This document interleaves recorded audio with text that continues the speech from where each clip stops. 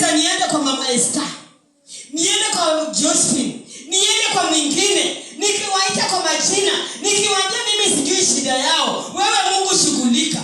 Kesho hata kama angekaa nyumbani, unaona anasema nilikuwa mgonjwa sana lakini nilikuja. Kwa nini? Mchungaji alikaa kwa zamu usiku akichunga nini? Kondoo. Wewe mama, wakati wewe unalala, kuna maombi unaweza omba. Yesu, unaombea watoto wako kwa ujumla hivi, lakini kuna maombi ambayo unajitoa tu.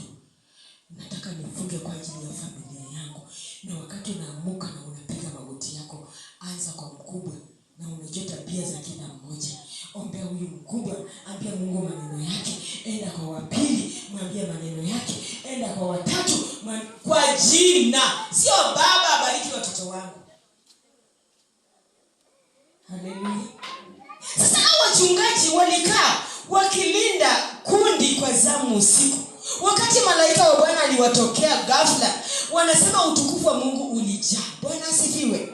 Haleluya. Mchungaji utakuwa mhudumu iwapo utakuwa katika hali ya kungoja, iwapo utakuwa katika hali ya mkesha, na utukufu wa Mungu utakapokuja, yale ambao utalisha kondoo ni ya kutoka juu mbinguni. Hautalisha kondoo maneno yako. Hakuna siku